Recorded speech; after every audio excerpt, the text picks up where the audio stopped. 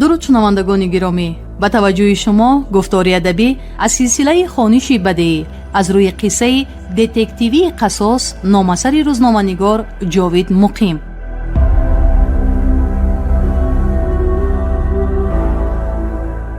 آغاز گفتاری سیوم.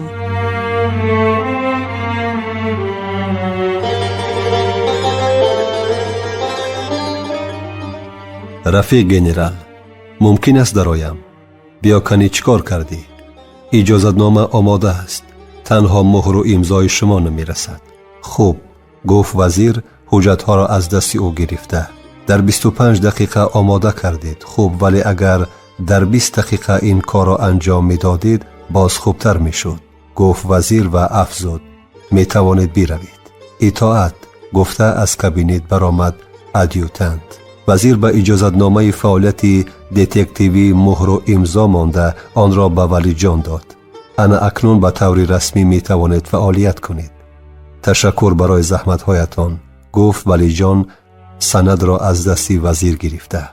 کرای مینتداری نیست، این وظیفه من است، گفت وزیر و افزود باز یگان پرابلم هست. پرابلم‌های اساسی حل شدند، یک مسئله دیگر ماند، این اجازه سلاح داشتن و خودی دریافت سلاح آتش فشان. این هم حل شونده است.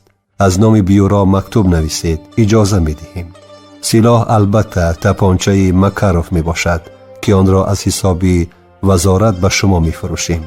دیگر علاج نداریم، زیرا در تاجیکستان مغازه سلاح فروشی نیست. همین خیل می کنیم. پس به من اجازه رفتن دهید.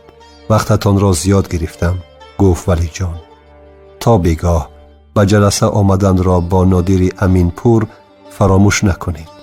نه، فراموش نمی کنیم، گفت ولی جان و از کابینت وزیر بیرون برآمد. این قدر تیز آمدی، کار بود شد چی؟ ولی جان را دیده گفت نادر که از فرصت استفاده کرده گازیته می خواند. نه، همش 100% شد. اجازتنامه گرفتیم. تنها اجازتنامه سلاح و خریدن آن ماند که وزیر حل می کند. حاضر می رویم به آفیس، گفت ولی جان سر فرمان ماشینش نشسته.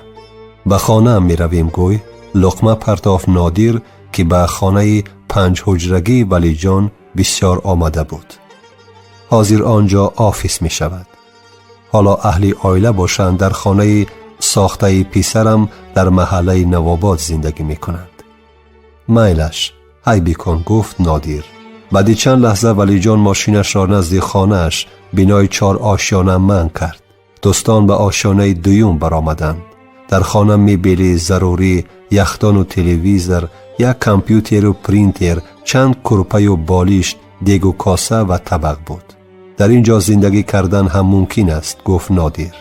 البته ضرور شود شب اینجا میمانیم، گفت ولی جان. حالا شب و روز کار میکنیم گوی؟ مؤسسه خودت است، میتوانی شب و روز کار کنی.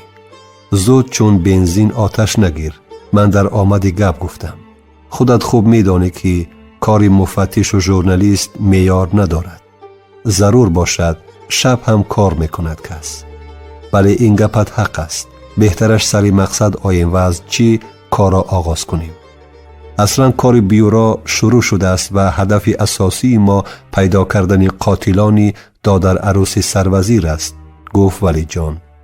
حالا چی معلومات داریم ما؟ مقتول تبرعلی خاشاکوف، زاده ناحیه سنگ سیاه، 45 ساله، در دوره شوروی آموزشگاه کسبی تکنیکی رقم 88 ناحیه سنگ سیاه را با اختصاص چیلانگر خواجگی های چارواداری ختم کرده در ارتش شوروی به حیث خوگبان خدمت کرده است. بعد ادای خدمت در فرمه دهش چیلانگری کانویر بوده است.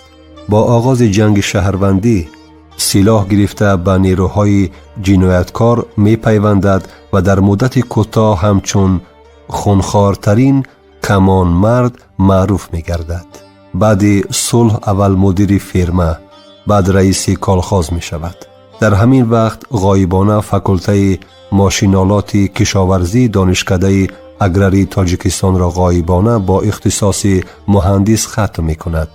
پس از برهم خوردن کالخازها او زمین‌های اساسی آبی را به خواجگی دهقانی خود تبدیل می دهد. و تکنیک اساسی را به خواجگی خودش می‌گذراند. همین طور به بیزنس خودش آغاز می‌بخشد. سپس به تجارت مشغول شده چند فیرما تأسیس می‌دهد که به تجارت گوناگون مشغول می‌شود. یکی از میلیونرهای رسمی تاجیکستان محسوب می‌شود. عائله‌دار، صاحب 9 فرزند است. شام 5 ایون سال 2012 وقتی برگشت از کار در نزد خانه‌اش با 8 تیر تپانچه مکروف کشته شده است. این است معلومات آید به مقتول، گفت ولی جان. این البته معلومات رسمی است. برای افشای این قضیه باید ما معلومات غیر رسمی نیز داشته باشیم، گفت نادیر و افزود. حالا میلیسا کدام فرضیه را تحقیق کرده ایستاده است؟ فرضیه ها زیادند. رقابت تجارتی، سیاسی، قصاص. ولی همه این فرضیه ها قابل تفتیشند، ولی ما باید سبب کشتار را معین کنیم. در این حال قاتل را نیز یافتن آسان می شود، گفت نادیر. و مثل مفتشان سابقه دار گپ میزنی. لقمه پرتاف ولی جان. اینجا یگان چیز را من کشف نکردم. من آن چیز را گفته ایستادم که از منطق برمی آید، گفت نادیر و افزود. خب خلاصه تفتیشات چی است؟ از روی این فرضیه ها بیش از 100 نفر گمانبر مورد تفتیش قرار دارند. بیش از 1000 کس همچون شاهد و سرچشمه معلومات پرسیده شدند. یگان بوی امید هست. هنوز تفتیشات در یک جا قرار دارد و پیشروی نیست. شاید این شام در جلسه چیزی نوی گفته شود. در واقع این بگاه من و تو را وزیر به جلسه کمیسه تفتیشاتی این قضیه دعوت کرده است. وزیر تو را غایبانه می شناخته است و از شریک من شدنت خرسند است. مگر ما را به جلسه مخفی دعوت می کنند؟ بله، وزیر می خواهد که ما هم اشتراک کنیم. البته هر آن چیزی که آنجا گفته می شود باید مخفی ماند. ترتیب فعالیت میلیسا همین خیل است. می دانم تو برای این سوگند خورده ای. من باشم کارمند میلیسا نیستم و چون این عهده‌داری را به دوش ندارم. من تنها در عسکری برای صداقت به سیسیسر سوگند یاد کردم که حالا نه آن ارتش هست و نه آن دولت. بله تو یگان عهده‌داری نداری، ولی البته سیر را افشا نمی کنی.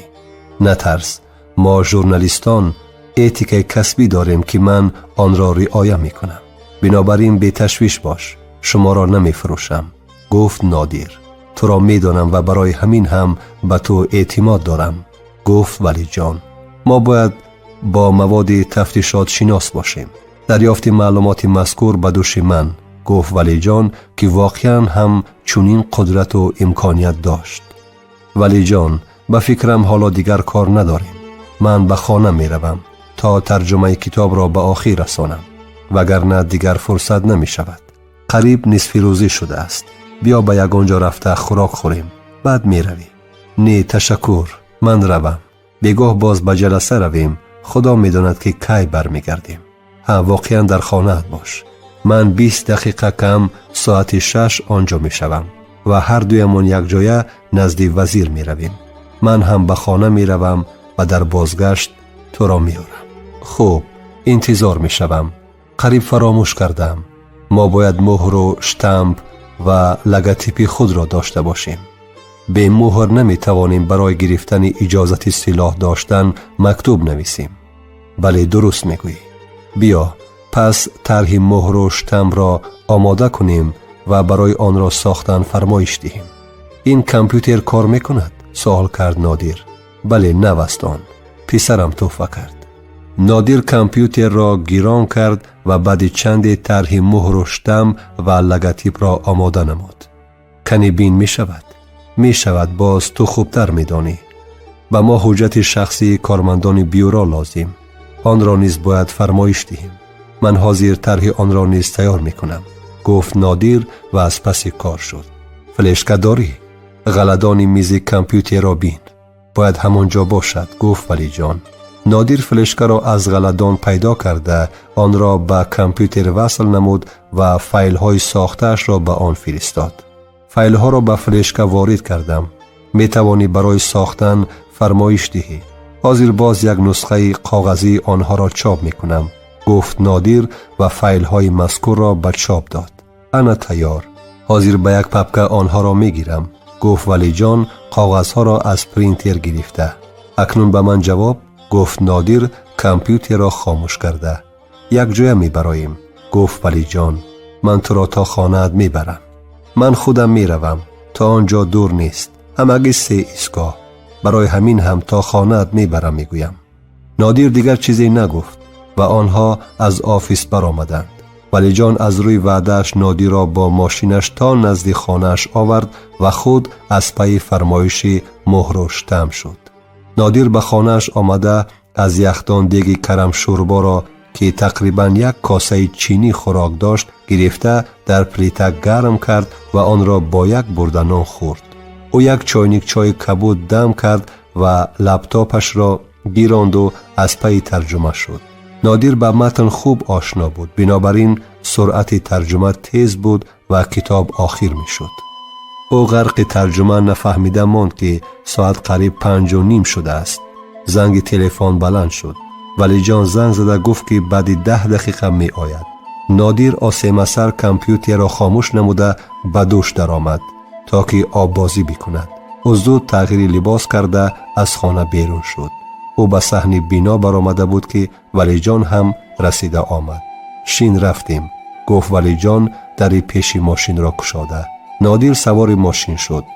به قبل ظرفشانی ها برفتیم گفت و برفتیم تکرار کرد. ولی جان ماشین را به حرکت درآورده. سرت ترجمه گفته با یگان خانم ملاقات داشتی چی؟ میفهمم مرد مجرد را. شوخی کرد ولی جان. هوا گرم است، دوش کردم، پیش وزیر می داریم، خوب نیست تنت بوی کند. دوش کردی خوب، ولی سرت را چرا خشک نکردی؟ وقت نشد. من غرق ترجمه ندانسته ماندم که ساعت 5:30 شده است. خیریت که زنگ زدی. فهما خودت را سفید نکن. وقتی که آنها به وزارت رسیدند ساعت 10 دقیقه کم 6 بود. یگان حجت داری؟ پرسید ولی جان. بله، حجت عضویت اتفاق ژورنالیستان می شود. ما به جلسه نزد وزیر آمدیم. گفت ولی جان به نوبتدار حجتهایشان را به او داده. نوبتدار که صبح او را دیده بود دیگر سؤال نداده اجازه وارد شدن را داد. در نزد قبولگاه 10-12 نفر افسران بلند رتبه جمع آمده انتظار دعوت بودند. ولی جان را همه آنها می شناختند. بنابراین دستکی سلام و حال پرسی کردند. همین وقت ادیوتنت وزیر بیرون شد و همه را به کابینت وزیر خواند. آنها به نوبت وارد اتاق وزیر شده در گرد میز نشستند. به همه‌تان سلام. از آنکه همه‌تان را صحت و سلامت می‌بینم خوشم. سخن آغاز کرد وزیر. پیش از آنکه سری مسئله آییم، شما را با 2 نفر عضو نوی کمیسه اپراتیوی مشاوران من شناس میکنم. شما استاد پلکونیک ولی جان نرزالله را میشناسید. من آن کس را سردار ریاست مبارزه علیه جنایتکاری متشکل ماندنی بودم. راضی نشدند. بنابراین خواهش کردم که اقلاً مشاوری من در این ساحه باشند. شخص دیگر نیز به شما آشنا بودگی است. این کس ژورنالیست نادیر امینپور هستند. اکای نادیر نیز مشاوری من می باشند. مخصوص تاکید کرد وزیر. هر معلوماتی که دایر به این قضیه داشته باشید از آن کس پنهان نکنید. نترسید آن چیزی که اینجا گفته می شود و معلوماتی که آن کس از شما درخواست می کنند برای مطبوعات نیست و در یگان جا نشر نمی شود. همه معلومات برای افشای این جنایت است. همتان خوب می دانید که ادامه فعالیت ما در منصب‌هایمان از افشای جنایتی مذکور وابسته است. خوب، شروع می کنیم. سخنش را ادامه داد وزیر. سردار ریاست اپراتیوی جستجویی پلکونیک میرزایف تفتیشات شما چگونه نتیجه داد؟ پلکونیک از جای خسته چنین شروع کرد. چطوری که در جلسه قبلی وظیفه ها را تقسیم کرده بودیم، ما درباره فعالیت 1 ماهه مقتول روز به روز معلومات گرد آوردیم. همه صحبت و واخوری های او را ساعت به ساعت معین کردیم. خلاص در طول 1 ماه آخر فعالیت مقتول دیگر نشده است و قبل شاهدان دایره هم صحبت ها مثل پیشینه مانده است. با معلومات خود ما بخشای دیگر را آگاه کردیم تا تحلیلگران از آنها استفاده برند. حسابات پوره ما در این باره آماده است و آن را نیز به راهبران بخش‌ها داده ایم. سلاح کشتار یافت شد؟ نه رفیق گنرال، ولی اکسپرتیز ثابت میکند که جنایتکار با تپانچه مکاروف از مسافه خیلی نزدیک پرانده است، گفت پالکونیک میرزایف. یعنی از این برمیآید که خاشاکوف قاتل را میشناخته است، گفت وزیر. آیا این مورد تفتیش قرار دارد؟ بله، گفت میرزایف. ما ثبت ویدیویی همان روزه را در جای کار مقتول، مغازه، автозаправка و طربخانه که او رفته بود دیدیم. یگان شخص شبهناک پیدا نشد. همه از شخصان نزدیکش می باشند. پس باید شخصان نزدیک را هم تحقیق می کردید. لقمه پرتاف وزیر. حاضر به دوست و برادر خود اعتماد کرده نمی شود. این نقطه را هم سنجید. دایره نزدیکان مقتول را ترتیب دادید. آنها را پرسیدید. چی پرابلم داشت مقتول؟ درباره چی حرف می زد؟ چی کار می برد؟ معین کردید. در این سمت کار ادامه دارد، گفت پالکونیک میرزایف. گپ فروشی نی و کار کردن لازم. شما لیتینانتی نو از دانشگاه آمده نیستید که این چیز را ندانید و محتاج مصلحت باشید. مستقلانه کار کردن را آموزید. برای انجام این و دیگر کارها همگی 2 روز مهلت. شینید، امر کرد وزیر. سردار ریاست مبارزه علیه جنایتکاری متشکل پالکونیک کیومرث محمد شما را میشنویم، گفت وزیر. پالکونیک از جا برخاست و به سخن آغاز کرد. اداره ما اساساً سر 2 فرضیه اساسی رقابت تجارتی و کشتار سیاسی کار برده ایستاده است. از روی فرضیه یکم معلوم شد که مقتول بیزنسی تبرعلی خاشاکوف خیلی پیچیده بود. از روی فرضیه یکم معلوم شد که مقتول بیزنسی تبرعلی خاشاکوف خیلی پیچیده بوده، قریب همه ساحه های اقتصاد را فرا میگیرد و در این زمینه اکثر منفیت رقیبانش را صرف نظر می کند. همچنین حالت های زورن کشیده گرفتن بیزنسی دیگران نیز به نظر می رسد. در این حال البته بسیاری ها خواهان مرگ او بودند. ما روی خط جبردیدگان بیزنسی او را ترتیب دادیم و تفتیش در این سمت ادامه دارد. همه این در گزارش من هست که برای اعضای کمیسیه پیشنهاد کردم. فراموش نکنید که یگان نفر علاج واقعه پیش از وقوع گفته می توانست او را از سر راهش بردارد. بنابراین تحلیل کنید که در آینده او کدام فیرمه ها را پشک کردنی بود. مصلحت داد رامیزی محمد علی ادامه می دهد.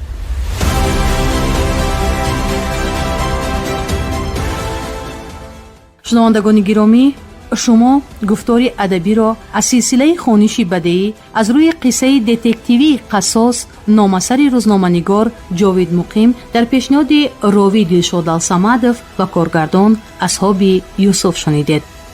انجام گفتار 3